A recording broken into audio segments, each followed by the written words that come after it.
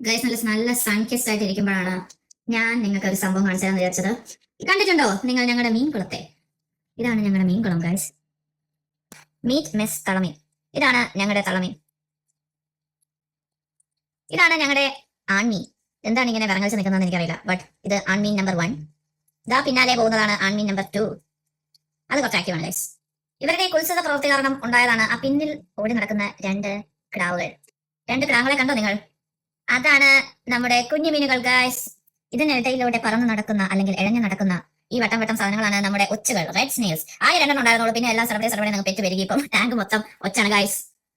Plastic ചെടികൾ കൊണ്ട് ആദ്യം തുടങ്ങിയെങ്കിലും പിന്നെ ഒരു വിനോദത്തിനായി നമ്മൾ റിയൽ ലൈഫ് പ്ലാന്റ്സ് ഇട്ട് തുടങ്ങി. പിന്നെ കടലിൽ നിന്ന് കിട്ടുന്ന സകലമായ ശംഖും കല്ലും എല്ലാം വാരിപ്പറ കിട്ടും. പിന്നെ നമ്മുടെ ഫ്രണ്ടിന്റെ വീട്ടിൽ നിന്ന് കിട്ടിയ ഒരു മണി പ്ലാന്റും പിടിപ്പിച്ചു. അങ്ങനെ ആകെ മൊത്തം ഇതിപ്പോൾ ഒരു കാട് വളർന്നമായിട്ടുണ്ട് ഗൈസ്.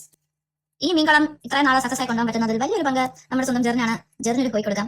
അതുകൂടാതെ മീൻ എന്തൂസിയാസ്റ്റുകൾ ഉണ്ടെങ്കിൽ ക്ഷമിക്കണം. മീൻ വളർത്തൽ നമുക്ക് വലിയ പരിചയമില്ലാത്ത ഫീൽഡാണ്. എന്നാൽ നമ്മളെ കൊണ്ട് പറ്റും പോലെ ഈ ഒരു കൊച്ചു വീട്ടിൽ ഈ കാനഡയിൽ നമ്മൾ പറ്റുമ്പോഴൊക്കെ ചെയ്യുന്നുണ്ട്. ചെറിയൊരു സന്തോഷമാണ് ഈ മീനുകളൊക്കെ കാണുമ്പോൾ, ഇത് പ്രസവിക്കുമ്പോഴൊക്കെ. ഇത് നമ്മുടെ വൈൽഡ് കപ്പീസ് ആണെന്ന് തോന്നുന്നു. മീൻ എന്തൂസിയാസ്റ്റുകൾ കറക്റ്റ് മീ, കമന്റ് ബിലോ. എന്തായാലും ഈ തളമീൻ പിന്നെയും പ്രഗ്നന്റ് ആണോ എന്നൊരു സംശയമുണ്ട് ഗൈസ്. മീൻ എന്തൂസിയാസ്റ്റുകൾ പറയും. ഇത് കണ്ടിട്ട് നിങ്ങൾക്ക് എന്ത് തോന്നുന്നു? എന്തായാലും ഇതൊക്കെ അറിയാവുന്നവർ കമന്റ് ചെയ്യുക കേട്ടോ. അപ്പോൾ അടുത്ത വീഡിയോ കാണാം. ബൈ. ഇതെല്ലാം മീൻ ഒരു കഴിഞ്ഞു. ഇതൊരു ഫസ്റ്റ് ആണ് ഗൈസ്. ഇവരെല്ലാവരും എപ്പോഴും അടിപിടിയായിരുന്നു. അതാ പോയി. ഓക്കെ, അപ്പോൾ ശരി. ബൈ.